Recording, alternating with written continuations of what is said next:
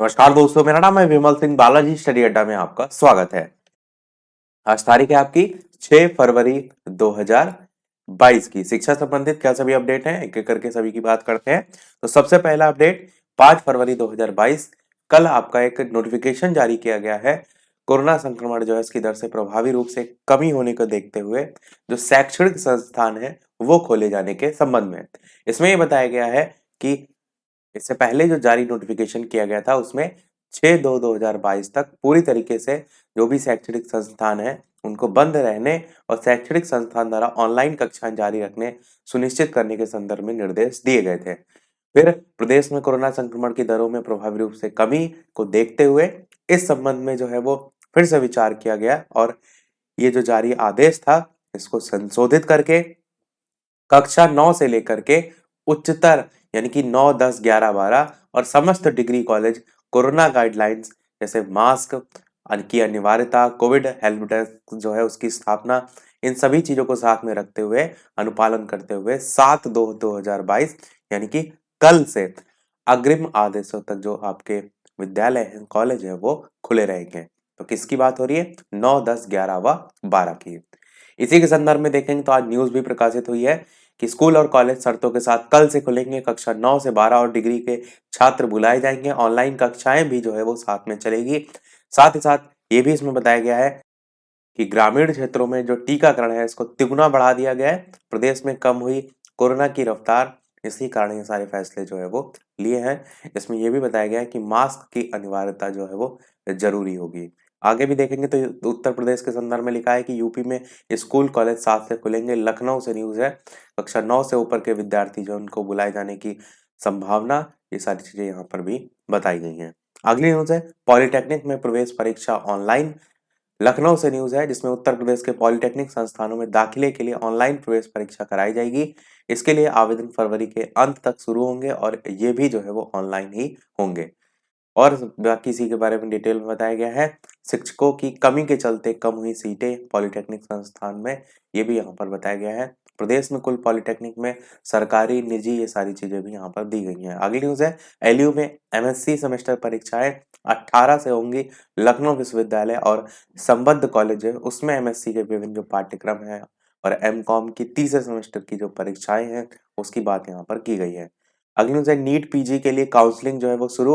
UP के medical कॉलेजों में पीजी पाठ्यक्रमों में दाखिला के लिए पंजीकरण जो है आपका शुरू हो गया है। 7 फरवरी को दोपहर 2 बजे तक अभ्यर्थी पंजीकरण करा सकते हैं। प्रदेश के मेडिकल कॉलेजों में एमडी, एमएस और डिप्लोमा पाठ्यक्रमों में दाखिले के लिए नीट पीजी के दूसरे राउंड की ऑनलाइन काउंसलिंग प्रक्रिया जो है वो शुरू है। तो ये ऑफिशियल वेबसाइट है, इस पर विजिट करके आप देख सकते हैं। अगली न्यूज है कि निजी मेडिकल कॉलेज जो है इनकी आधी सीटों पर लगेगी सिर्फ सरकारी फीस।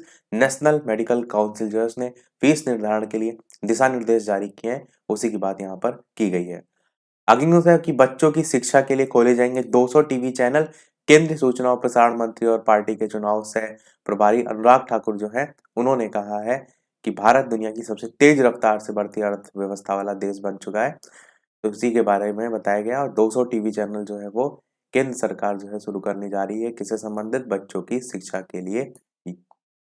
अगली न्यूज है प्रवक्ता और एलटी शिक्षकों को जल्द मिलेगी प्रोन्नति। प्रयागराज से जो है वो न्यूज है, उसी के बारे में यहाँ पर बताया गया है। अगली न्यूज है सीधी भर्ती के इंटरव्यू में अभ्यर्थियों को बुलाने की व्यवस्था पर सवाल। आरटीआई से मिली जानकारी के आधार पर प्रतियोगी जो है उन्होंने यूपीपीएससी पर साधा निशाना। प्रयागराज से जो है वो न्यूज है, उठाए सवाल। स्क्रीनिंग परीक्षा के क्यों नहीं जुड़ते हैं अंक, वो भी यहाँ पर बताया गया है। अगली न्यूज है निर्देश निजी मेडिकल कॉलेज है उनमें 50% सीटों पर सरकारी दर से फीस, जिसको हमने ऊपर देखा भी, उसी की बात की गई है। अगली न्यूज है सत्यापन के बाद ही परीक्षा करा सकेंगे महाविद्यालय। यहाँ पर प्रोफेसर राजेंद्र सिंह रज्जू भैया विश्वविद्यालय से संबद्ध जो विद्यालय हैं उनकी बात की गई है।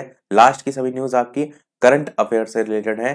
सबसे पहली कि भारत अंडर 19 विश्व कप क्रिकेट का चैंपियन जो है वो बन गया है, तो इसको आपको याद रखना है।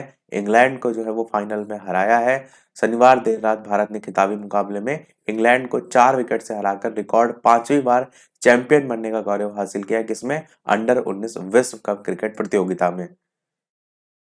अगली न्यूज सफरनामा मेजबान भारत रविवार को अपना 1000वां वनडे मैच अहमदाबाद में जो है वो खेलेगा। और ये जो है अंडर 19 की बात नहीं की गई है, यहाँ पर वनडे मैच की बात की गई है। यह उपलब्धि हासिल करने वाला दुनिया का पहला देश जो है वो होगा। इस तरह यहाँ का नरेंद्र मोदी स्टेडियम भी इतिहास के पन्नों में जो है वो दर्ज हो जाएगा। अगली current affair, second last current affair कि स्काउटन ने 20 साल का रिकॉर्ड तोड़ते हुए कब्जाया पहला स्वर्ण पदक। यहाँ पर बीजिंग 2022 जो चल रहे हैं उसकी बात की गई है। तो इनका नाम है आयरीन स्काउटन, और बाकी रिकॉर्ड के बारे में यहाँ पर और डिटेल में लिखा है, आप चाहें तो जो है वो पढ़ सकते हैं। अगली और इस वीडियो की लास्ट करंट अफेयर देखते हैं। इसके अलावा वीडियो पसंद आए तो लाइक भी अवश्य करते रहिएगा। कि तैयारी इलेक्ट्रिक जो वाहन है उनके दाम 30% तक घटेंगे।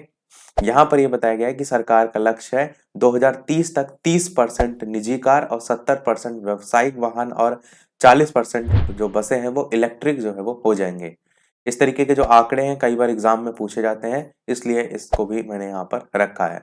साथ ही साथ क्या प्रयास रहेगा उसमें, लिथियम बैटरी की जरूरत का 21% उत्पादन भारत में हो रहा है और सस्ती बैटरी बनाने पर कई संस्थान भी रिसर्च कर रहे हैं। तो ये सारी चीजें भी यहाँ पर बताई गई हैं। तो यही था हमारे इस ओवरऑल अपडेट में। इसी प्रकार डेली अपडेट पाते रहने के लिए चैनल सब्सक्राइब करके नोटिफिकेशन बेल अवश्य ऑन कर लीजिएगा। वीडियो पसंद आया हो लाइक कीजिएगा और लोग साथ शेयर कीजिएगा। मिलते हैं अगले अपडेट में, तब तक के लिए नमस्कार, जय हिंद।